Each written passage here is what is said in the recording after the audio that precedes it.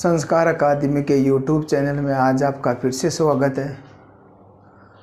आज की वीडियो में हम जो हमारा शेष रह गया तो उसके ऊपर चर्चा करेंगे और जो मैं कल आपको प्रश्न दे के गया था उन प्रश्नों के संदर्भ में भी आज मैं चर्चा करूंगा। 2-3 प्रश्न नए भी आए थे, उन पर भी मैं चर्चा करूंगा। जो मैंने कल प्रश्न दिया था, जो पहला प्रश्न था उसमें मैंने पूछा था कि जो 1935 का जो एक्ट था ये कब लागू हुआ था। 1935 का जो एक्ट था ये 1 अप्रैल 1937 को लागू हुआ था। 1 अप्रैल 1937 को। जो मेरा दूसरा प्रश्न था और दूसरा प्रश्न था कि एक राज्य लोक सेवा आयोग और एक संयुक्त लोक सेवा आयोग, इन दोनों की स्थापना कब की गई। आपने पिछले वाली वीडियो में देखा था 1919 के अधिनियम के तहत संघ लोक सेवा आयोग की स्थापना की गई थी। अब इस 1935 के अधिनियम में उस यूपीएससी के साथ साथ 1935 के भारत शासन अधिनियम द्वारा एक तो राज्य लोक सेवा आयोग, राज्य लोक सेवा आयोग और एक संयुक्त लोक सेवा आयोग, संयुक्त लोक सेवा आयोग की भी स्थापना की गई थी इस 1935 के एक्ट के तहत ही। जो तीसरा प्रश्न था, जो हमारा तीसरा प्रश्न था वो था कि भारत में जो संघात्मक शासन व्यवस्था थी उसको स्पष्ट रूप से कब अपनाया गया। और स्पष्ट रूप से संघात्मक शासन व्यवस्था को 1935 के भारत शासन अधिनियम द्वारा ही अपनाया गया था। और इसमें स्पष्ट रूप से लिखा हुआ था कि केंद्र और राज्यों के बीच जो संबंध हुआ करते थे, केंद्र और राज्यों के बीच जो शक्तियां हुआ करती थी, उन शक्तियों को 3 भागों में बांटा गया। उनकी एक सूची बनाई। पहली बनाई संघ सूची, फिर बनाई प्रांतीय सूची और एक बनाई समवर्ती सूची या अवशिष्ट सूची। अवशिष्ट सूची, ये जो संघ सूची होती थी, इस संघ सूची पर कानून संघ सरकार बनाती थी, केंद्र सरकार बनाती थी। और जो प्रांतीय सूची हुआ करती थी, इस प्रांतीय सूची पर प्रांतों द्वारा कानून बनाए जाते थे। और जो अवशिष्ट सूची थी, इस अवशिष्ट सूची के विषयों पर कानून यानी जो गवर्नर जनरल के अधीन किया गया था। इस सूची को किसके अधीन? जी के अधीन किया गया, गवर्नर जनरल के अधीन। और इसमें जो विषय थे वो थे 59, 54 और 36 विषय रखे गए थे। ये 1935 का भारत शासन, इसके तहत पहली बार स्पष्ट रूप से भारत में संघात्मक शासन व्यवस्था को अपनाया गया। उसके बाद में एक प्रश्न और आया था कि सर आरबीआई की स्थापना कब की गई। आरबीआई की, और आरबीआई की जो स्थापना की गई थी वो 1 अप्रैल यानी 1 अप्रैल 1935 को कलकत्ता में की गई। और 1936 को इसको कलकत्ता से स्थानांतरित कर मुंबई में ट्रांसफर कर दिया गया था। मुंबई में, जो आज भी इसका जो आरबीआई का मुख्यालय मुंबई में। ये मोस्ट पर्सन थे 1935 के अधिनियम के तहत, जो मैंने आपसे कल चर्चा की थी। आज का जो हमारा टॉपिक होगा, आज का हमारा टॉपिक है संविधान सभा। जो मुख्य टॉपिक है आज का हमारा संविधान सभा। इस संविधान सभा टॉपिक पर आज हम विस्तार से चर्चा करेंगे। आज का हमारा टॉपिक है संविधान सभा, कॉन्स्टिट्यूशन असेंबली, संविधान सभा। इस संविधान सभा पर हम आज विस्तार से चर्चा करेंगे। भारत में कब संविधान सभा की मांग की गई, किन किन लोगों ने इस संविधान सभा के संदर्भ में प्रयास किया और इसमें कौन कौन लोग शामिल थे। अंग्रेजों ने पहली बार संविधान सभा के निर्माण की बात कब कही। ये सारी चर्चाएं हम आज इस टॉपिक में करेंगे, आपसे रूबरू होंगे। तो आप हमसे या लगातार जुड़े रहिए वीडियो के साथ। हम विस्तार से चर्चा करेंगे इस टॉपिक पर। थोड़े से बैकग्राउंड में जाते हैं, वहाँ पर देखते हैं। पहले एक 1773 का जो रेगुलेटिंग एक्ट आया था, इस रेगुलेटिंग एक्ट के तहत ही भारतीय संविधान का विकास माना जाता है, यानी भारतीय संविधान का विकास। ये ब्रिटिश संसद द्वारा लिखित पहला कानून था और भारतीय संविधान का विकास यहाँ से ही शुरू माना जाता है। इस एक्ट के तहत जब भारत में ब्रिटिश शासन था तो भारतीय लोगों पर अत्याचार दुराचार हो रहे थे। इस कारण भारतीय लोगों ने इन अत्याचारों से संरक्षण हेतु यहाँ पर भारतीय लोगों के अधिकारों की मांग की, संविधान की मांग की। तो उसी कड़ी में 1895 में एक आया था स्वराज्य बिल यानी स्वराज्य विधेयक। यह स्वराज्य विधेयक आया था 1895 में और ये आया था बाल गंगाधर तिलक के नेतृत्व में, बाल गंगाधर तिलक के नेतृत्व में आया था। इस स्वराज्य बिल में पहली बार संविधान की मांग की गई थी। उसके बाद में, और ये जो स्वराज्य बिल था इसी के तहत भारत में पहली बार मौलिक अधिकारों की भी मांग की गई थी। उसके बाद में 1922 में गांधी जी द्वारा संविधान की मांग की गई और उसमें गांधी जी ने कहा कि भारतीय लोगों का संविधान भारतीयों की इच्छाओं के अनुसार बनना चाहिए। भारतीय लोगों का संविधान भारतीयों की इच्छाओं के अनुसार बनना चाहिए। उसके बाद में 1924 में मोतीलाल नेहरू ने संविधान की मांग की 1924 में। ये गांधी जी वाला तो बहुत बार प्रश्न पूछा गया है। गांधी जी ने संविधान की मांग कब की? 1922 में। मोतीलाल नेहरू ने कब? 1924 में। उसके बाद में जब भारत में ये प्रक्रिया चल रही थी तो अंग्रेजों द्वारा भारतीय लोगों को चुनौती दी कि आप संविधान बनाने में असमर्थ है। और उसके बाद में एक रिपोर्ट आती है, नेहरू रिपोर्ट 1928 में। कौन सी रिपोर्ट आती है? नेहरू रिपोर्ट। इस नेहरू रिपोर्ट में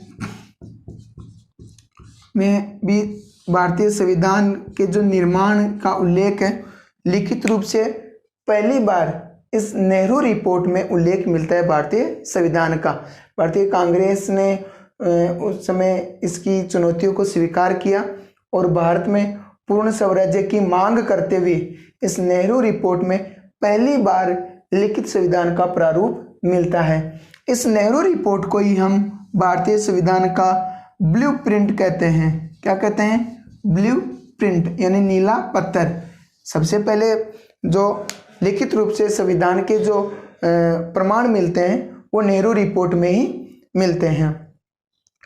इसके बाद में, इस नेहरू रिपोर्ट के बाद में 1936 में कांग्रेस अधिवेशन में कांग्रेस द्वारा मांग की गई कि भारतीयों का क्या होना चाहिए? संविधान होना चाहिए। उसके बाद में 1938 में जो सुभाष चंद्र बोस के नेतृत्व में जो हरिपुरा अधिवेशन हो रहा था कांग्रेस का, उस हरिपुरा अधिवेशन में भी भारतीयों द्वारा संविधान की मांग की गई। अब आगे जो बढ़िया प्रश्न बनता है कि यहाँ तक तो भारतीय लोगों ने मांग की और 1934 में जो स्वराज्य पार्टी थी उसका सदस्य था M.N. रॉय। इस M.N. रॉय ने पहली बार संविधान सभा की मांग की। पहली बार संविधान सभा की क्या की? मांग की।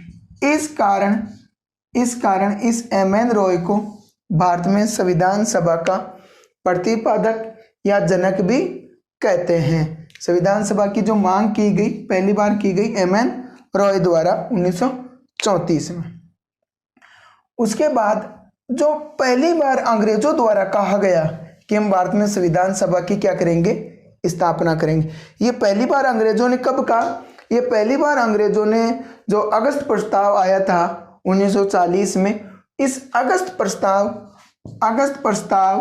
1940 में अंग्रेजों द्वारा ये पहली बार कहा गया या स्वीकार किया गया कि भारत में एक संविधान सभा होगी जो भारतीयों के लिए संविधान का क्या करेगी, निर्माण करेगी। परंतु भारतीय लोगों ने इसको नकार दिया, और जो नकारने का कारण था, इस अगस्त प्रस्ताव में कहा गया कि भारत में संविधान सभा का गठन किया जाएगा। इस संविधान सभा में अधिकतर भारतीय लोग होंगे। अधिकतर कौन होंगे? भारतीय लोग होंगे। तो उसमें गांधी, डॉक्टर राजेंद्र प्रसाद, अम्बेडकर ऐसे लोग थे। इन्होंने इस बात को नकार दिया।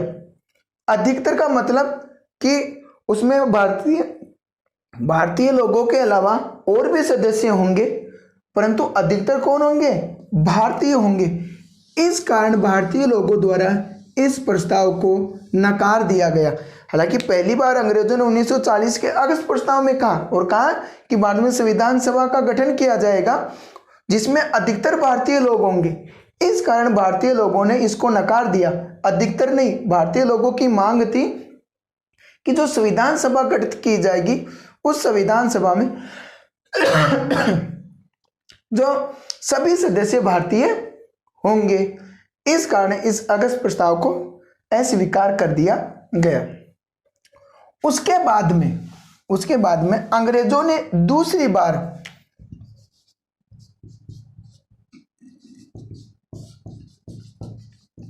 क्रिप्स प्रस्ताव या क्रिप्स जो कमीशन आया 1942 में, इस क्रिप्स प्रस्ताव के द्वारा दूसरी बार अंग्रेजों द्वारा यह स्वीकार किया गया, यह कहा गया कि भारत में एक संविधान सभा होगी। परंतु भारतीय लोगों ने भी इसको नकार दिया गया। नकारने का कारण था कि इसमें कहा, उस समय द्वितीय विश्व युद्ध चल रहा था, और द्वितीय विश्व युद्ध के बाद उन्होंने कहा कि जैसे ही युद्ध की समाप्ति होगी, युद्ध समाप्ति के बाद भारत में हम संविधान सभा का गठन करेंगे। तो एक शर्त भी रखी गई कि भारतीय लोग ब्रिटेन की द्वितीय विश्व युद्ध में क्या करें, सहायता करें। परंतु गांधी, नेहरू जैसे लोगों ने इसको भी नकारा और कहा युद्ध के दौरान ही भारत में संविधान सभा का गठन क्यों नहीं किया जा सकता। इस कारण उन्होंने नकार दिया, और गांधी जी ने तो इसको दिवालिया बैंक के नाम चेक कहकर वापस लौटाया, या इस प्रस्ताव को दिवालिया बैंक के नाम चेक कहा। और नेहरू ने इसी प्रस्ताव को उत्तरांकन तिथि का चेक यानी पोस्ट डेटेड चेक की संज्ञा दी। और ये जो क्रिप्स प्रस्ताव आया था, ये स्टेपर्ड क्रिप्स के नेतृत्व में, स्टेपर्ड क्रिप्स के नेतृत्व में भारत आया था 1942 में। और जवाहरलाल नेहरू ने इस स्टेपर्ड क्रिप्स को शैतान का वकील या शैतान का दूत कहा या वकील कहा। जवाहरलाल नेहरू ने स्टेपर्ड क्रिप्स को शैतान का दूत या वकील की संज्ञा दी। तो दो बार अंग्रेजों ने भारतीय संविधान सभा का प्रस्ताव रखा, कहा, परंतु दोनों बार ही भारतीय लोगों ने साफ साफ इनकार कर दिया कि इन कंडीशनों यानी इन शर्तों के आधार पर भारत में संविधान सभा का गठन नहीं हो सकता। उसके बाद में जब द्वितीय विश्व युद्ध की समाप्ति होती है, और द्वितीय विश्व युद्ध की समाप्ति के बाद क्लीमेंट एटली के नेतृत्व में इंग्लैंड में लेबर पार्टी की सरकार बनती है, और क्लीमेंट एटली ब्रिटेन के जो प्रधानमंत्री बनते हैं। उसके बाद में एक कैबिनेट सदस्यों का एक दल आता है, जो उस समय की वहाँ पर कैबिनेट मंत्री थे, उन कैबिनेट सदस्यों का दल आता है, उसको कहते हैं कैबिनेट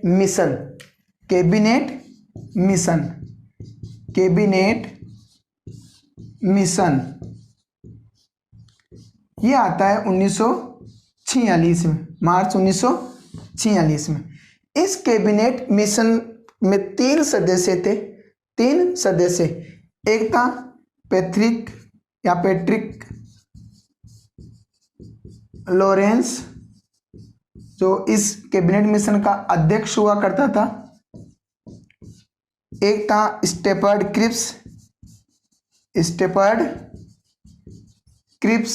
सदस्य था, और जो तीसरा इसका सदस्य था वो था एवी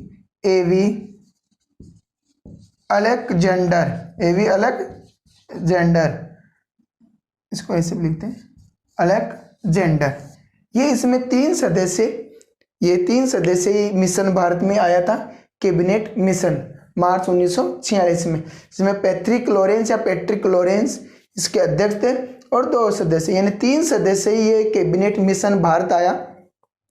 इस कैबिनेट मिशन के तहत ही भारत में संविधान सभा का गठन किया गया था और इसमें इस कैबिनेट मिशन का जो मुख्य उद्देश्य था भारत में संविधान सभा का गठन करना, और हम कह सकते हैं कि इसका जो गौण उद्देश्य था भारत का विभाजन करना था, क्योंकि इस कैबिनेट मिशन के तहत ही भारतीय समुदायों को 3 वर्गों में बांटा था। भारतीय समुदाय को कितने वर्गों में बांटा? 3 वर्गों में। पहला बांटा सामान्य वर्ग, उसके बाद में दूसरा वर्ग था वो बांटा मुस्लिम वर्ग, और एक वर्ग बनाया तीसरा सिख वर्ग। ऐसे 3 वर्ग बना दिए भारतीय समुदायों के।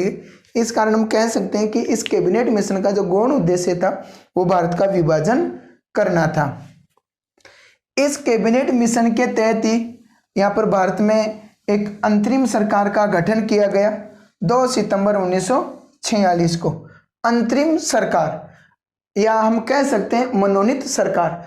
अंतरिम सरकार या मनोनीत सरकार इसलिए कहते हैं क्योंकि वो अंग्रेजों द्वारा मनोनीत की गई थी और ऐसी जो सरकार एक बार ही गठित हुई, पुनः गठित नहीं हुई, इस कारण उसको अंतरिम सरकार भी कहते हैं।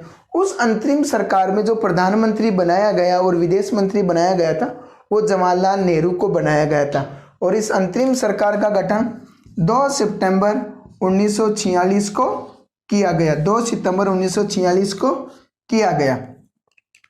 इस कैबिनेट मिशन के तहत ही जो संविधान सभा के लिए चुनाव हुए और संविधान सभा का गठन इसमें 3 चरणों में किया गया था। कितने चरणों में किया गया? 3 चरणों में। पहला जो चरण था उसमें शर्त रखी कि जो भारतीय लोग आएंगे वो निर्वाचित और मनोनीत दोनों प्रकार से होंगे। पहला था जो कैबिनेट मिशन, इसके तहत चुनाव हुए जुलाई 1946 को। जुलाई 1946 को चुनाव हुए। इसमें टोटल 389 सदस्य चुनकर आए थे। टोटल कितने सदस्य? 389। अब आपके दिमाग में एक प्रश्न और आ रहा था कि 389 सदस्य क्यों आए? 380 आ जाते, 390 आ जाते, 400 आ जाते, ये 389 का ये आंकड़ा क्यों आया? इसका आने का कारण था कि उस समय भारत में जो जनसंख्या थी लगभग 40 करोड़ जनसंख्या थी और इस 40 करोड़ जनसंख्या पर उसमें नियुक्त किया गया था कि प्रति 10 लाख की जनसंख्या पर एक सदस्य चुना जाएगा। इस कारण ये आंकड़ा सामने आया 389 का। इस 389 में से जो सदस्य निर्वाचित होकर आए वो सदस्य आए थे 292 प्लस 4 सदस्य, यानी टोटल कह सकते हैं 296 सदस्य तो निर्वाचित होकर आए थे और 93 सदस्य देसी रियासतों से मनोनीत थे, यानी मनोनीत थे। भारत उस समय 2 जो भागों में बटा हुआ था, एक ब्रिटिश भारत और एक देसी भारत। जो ब्रिटिश भारत यानी ऐसे प्रांत जिन पर अंग्रेजों का डायरेक्ट शासन था और जो देसी रियासतें होती थी उनमें जनता और अंग्रेजों के बीच की जो कड़ी का कार्य करते थे ये देसी रियासतों के राजा करते थे। इस कारण इसको देसी भारत कहा जाता था। तो उस देसी रियासतों से या देसी भारत से 93 सदस्य मनोनीत होकर आते थे और उसमें जो 296 सदस्य थे वो 296 सदस्य निर्वाचित होकर आए थे। हालांकि जो निर्वाचन प्रणाली थी अप्रत्यक्ष रूप से थी, इसमें जनता की सीधी भागीदारी नहीं थी। उसमें जो विधान परिषद के सदस्य हुआ करते थे या जो विधानसभा हुआ करती थी वो सदस्य इनको अप्रत्यक्ष रूप से चुनकर भेजते थे। अब यहाँ से बढ़िया प्रश्न बनता है, इस कैबिनेट मिशन में जो पहली बार चुनाव हुए जुलाई 1946 में उसमें 292 प्लस मैंने 4 लिखे, तो ये जो 292 सदस्य आए थे ये तो आए थे प्रांतों से। कहाँ से आए थे? प्रांतों से निर्वाचित होकर आए थे, प्रांतों से निर्वाचित होकर आए थे। और उस समय भारत में लगभग 11 प्रांत हुआ करते थे, 11 प्रांत। तो इन प्रांतों से तो 292 सदस्य, बहुत बढ़िया प्रश्न आता है। कैबिनेट मिशन के तहत जब जुलाई 1946 में चुनाव हुए तो प्रांतों से कितने सदस्य निर्वाचित होकर आए थे? 292 सदस्य। हालांकि एक प्रश्न आता है कुल निर्वाचित सदस्य कितने होकर आए थे, तो कुल निर्वाचित 296, और अगर प्रांतों से पूछे तो 292, यानी 292 सदस्य प्रांतों से निर्वाचित होकर आए थे। ये जो 4 सदस्य थे, ये 4 सदस्य उस समय भारत में आज वर्तमान में जैसे संघ शासित प्रदेश है या केंद्र शासित प्रदेश है, उसकी तरह ही भारत में, ब्रिटिश भारत में 4 चीफ कमिश्नर क्षेत्र हुआ करते थे, चीफ कमिश्नर एरिया। उन 4 चीफ कमिश्नर एरिया से एक सदस्य, एक चीफ कमिश्नर एरिया से एक सदस्य चुनकर आता था। तो उस समय भारत में 4 चीफ कमिश्नर क्षेत्र थे। पहला था अजमेर मेरवाड़ा, अजमेर मेरवाड़ा, आज कह सकते हैं वर्तमान राजस्थान, उस समय भी राजस्थान, अजमेर मेरवाड़ा एक सदस्य। दूसरा जो सदस्य चुनकर आया था वो आया था बलूचिस्तान, बलूचिस्तान और वर्तमान पाकिस्तान में। और एक जो सदस्य था वो था कुर्ग, वर्तमान कर्नाटक से, वर्तमान कर्नाटक से। और जो एक सदस्य था वो वर्तमान दिल्ली, यानी उस जो दिल्ली नई दिल्ली है आज, वहाँ से एक सदस्य चुनकर आए थे। आप इनको याद रखने के लिए अंग्रेजी शब्द के भी जो उपयोग कर सकते हैं, ए अजमेर मेरवाड़ा, बी बलूचिस्तान, सी कुर्ग, डी दिल्ली, ABCD। ये 4 जो चीफ कमिश्नर एरिया थे उस समय अजमेर मेरवाड़ा राजस्थान, बलूचिस्तान पाकिस्तान, कुर्ग आज कर्नाटक, दिल्ली जो आज का नई दिल्ली है, वहाँ से 4 चीफ कमिश्नर एरिया से एक सदस्य चुनकर आए थे। यहाँ पर जो इस पहली बार जो चुनाव हुए उसमें कांग्रेस ने 208 सदस्य जीते। कांग्रेस ने कितनी सीटें जीती? 208 कांग्रेस की सीट आई। और इसमें से जो 73 सदस्य थे, ये 73 सदस्य मुस्लिम लीग ने जीती। और जो 15 सदस्य थे, 15 सदस्य अन्य राजनीतिक दलों से, जिसमें 7 तो अन्य पार्टियों से और 8 निर्दलीय चुनकर आए थे। इस प्रकार से ये इनका निर्वाचन हुआ। 208 सदस्य किसने जीते? कांग्रेस ने, और 73 मुस्लिम लीग ने, और 15 सदस्य अन्य दलों ने जीतकर आए थे। और देशी रियासतों से 93 सदस्य मनोनीत थे। इनमें सबसे ज्यादा जो सीटें जीत कर आई उसमें प्रांत थे। एक हुआ करता था संयुक्त प्रांत, आज का हम कह सकते हैं जो यूपी, उस संयुक्त प्रांत से 15 सदस्य चुनकर आए थे। और 55 सदस्य, संयुक्त प्रांत से 55 सदस्य। और हमारा जो राजस्थान है उस राजस्थान से 15 सदस्य चुनकर कहाँ पर गए थे? संविधान सभा में। अब कहीं कहीं आपको जो आंकड़े मिलते हैं 13 मिलते हैं, 14 मिलते हैं, 15 मिलते हैं, उनका भी आज हम सॉल्यूशन करेंगे। क्या रीज़न था कि 14 मिलते हैं, 15 मिलते हैं गाइडों में। तो ये 15 सदस्य चुनकर आए थे। जैसे जो 93 सदस्य देशी रियासतों में से गए थे, उनमें से जो राजस्थान था उसमें से 14 सदस्य गए थे। और आपने देखा होगा जो एक सदस्य अजमेर मेरवाड़ा जो राजस्थान में था, तो 14 + 1 अजमेर मेरवाड़ा। और अजमेर मेरवाड़ा से जो चुना गया मुकुट बिहारी भार्गव, ये ऐसे 15 सदस्य गए थे संविधान सभा में जब पहली बार चुनाव हुए। या राजस्थान में से कितने सदस्य? 15 सदस्य, एक अजमेर मेरवाड़ा से, और जो 14 सदस्य थे वो देशी रियासतों से चुनकर गए थे। इस कारण हम कह सकते हैं कि संविधान सभा में राजस्थान से 15 सदस्य चुनकर गए थे। उसके बाद में सबसे कम जो मुस्लिम लीग थी, उस मुस्लिम लीग को 73 सीटें मिली। कम सीटें मिलने के कारण मुस्लिम लीग बौखला गई और मुस्लिम लीग ने कहा कि हम इस भविष्य में संविधान सभाओं में भाग नहीं लेंगे। और मुस्लिम लीग ने तो 16 अगस्त 1947 को स्पष्ट रूप से वहाँ पर भारत इसका विरोध किया था, बहिष्कार किया था। और बहिष्कार करने के कारण काले दिवस के रूप में भी मनाया था 16 अगस्त को। और बाद में 25 सितंबर के लगभग 25 सितंबर 1947 के लगभग मुस्लिम लीग के लिए एक अलग संविधान सभा की घोषणा कर दी गई थी। और जो दूसरा चरण था संविधान सभा का सेकंड चरण, इस सेकंड चरण को कहते हैं हम माउंटबेटन योजना।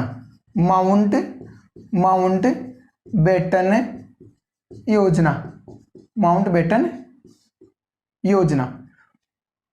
और ये भारत का माउंटबेटन जो था भारत का अंतिम वायसराय था। उसके बाद में इसके बाद में एक सिराज जो गोपालाचारी थे वो बने,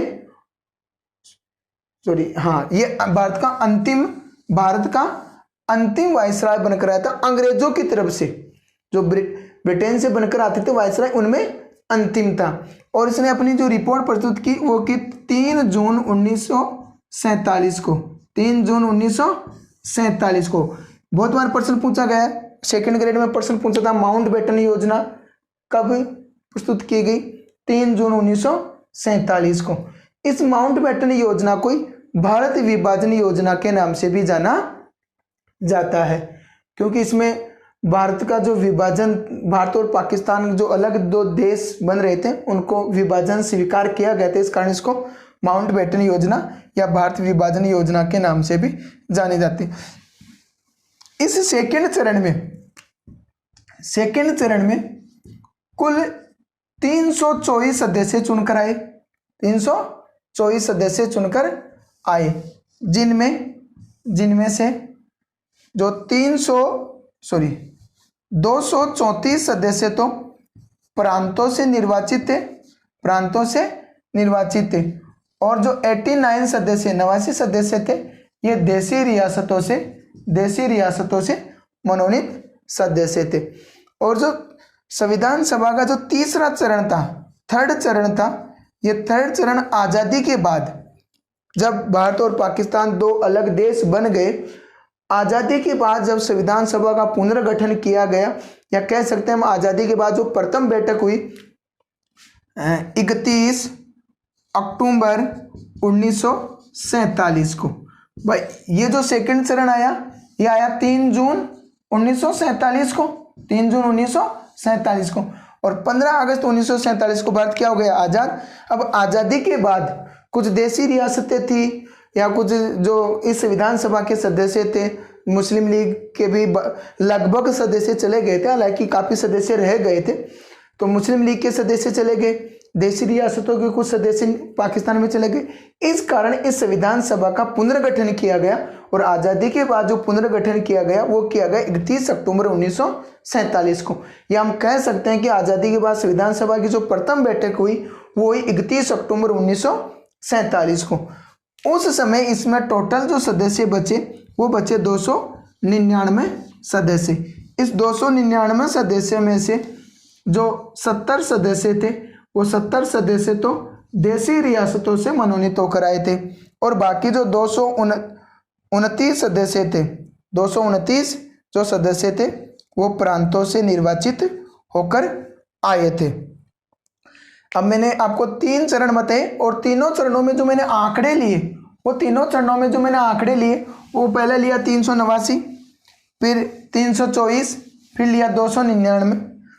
पहला 389 पहले में चुनकर आए, उसके बाद में 324, उसके बाद में 299, और एक नई संख्या आएगी, उस नई संख्या में 284। इन तीनों पर हम चारों पर चर्चा करेंगे। जब पहली बार चुनाव हुए तब सदस्य चुनकर आए 389। जब 3 जून 1947 को जब माउंटबेटन योजना आई उसमें मुस्लिम लीग ने इन्होंने भाग नहीं लिया।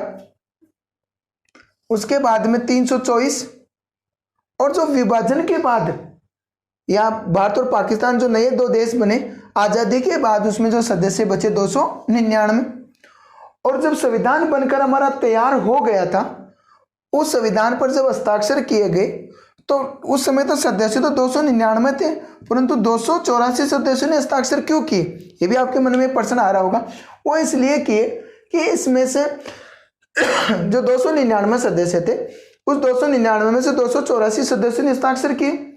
वो कारण था, जो संविधान सभा के कुछ सदस्य थे इस संविधान को स्वीकार नहीं करते थे, वो इस संविधान को नहीं मानते थे, इस कारण उन लोगों ने इस संविधान पर हस्ताक्षर नहीं किए। लगभग 15 सदस्य थे जिन्होंने इस पर हस्ताक्षर नहीं किए। तो यह आंकड़े 284 का जो आंकड़ा आया जब संविधान बनकर तैयार हो गया तो उन पर हस्ताक्षर किया था।